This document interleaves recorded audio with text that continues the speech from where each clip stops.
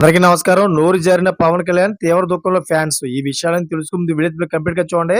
అప్పుడే మీకు complete information ఏంటో అర్థమవుతుంది. అదే విధంగా చాలా మంది వీడియో చూస్తున్నారు గానీ, సబ్స్క్రైబ్ చేసుకోవడం మాత్రం మర్చిపోతున్నారు. దయచేసి సబ్స్క్రైబ్ చేసుకోండి.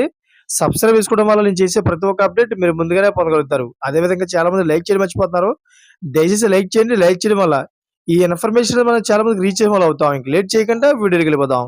ఫ్రెండ్స్, జనసేన అధినేత పవన్ కళ్యాణ్ ఏం చేసినా ఏం మాట్లాడినా అది సంచలనంగానే మారుతుంది. తాజాగా అసెంబ్లీ వేదికగా ఏపీ డిప్యూటీ సీఎం పవన్ చేసిన వ్యాఖ్యలు సొంత పార్టీలోనే పెద్ద చర్చ జరుగుతోంది. అసెంబ్లీలో పవన్ మాట్లాడుతూ ఏపీ సీఎం చంద్రబాబుపై తెగ ప్రశంసలు జల్లు కురిపించారు. అయితే చంద్రబాబు ఒక విజనరీ లీడర్ అంటూ ఆకాశానికి ఎత్తారు. అంతటితో ఆగని పవన్ కళ్యాణ్ చంద్రబాబు మరో 10 ఏళ్లు ఏపీ సీఎంగా ఉండాలని కోరుకుంటున్నారని పవన్ కళ్యాణ్ వ్యాఖ్యలు చేశారు.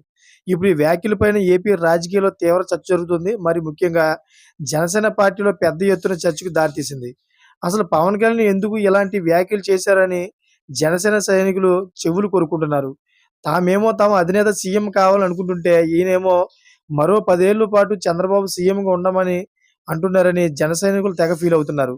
ఏపీ రాజకీయాల్లో ఇక నుంచి జనసేన కీలక పాత్ర పోషిస్తుందని తామంతా భావిస్తుంటే పవన్ మాత్రం చంద్రబాబు ఏపీకి నాయకత్వం వహించాలని మాట్లాడడం జన సైనికులకు ఏమాత్రం రుచించడం లేదంట.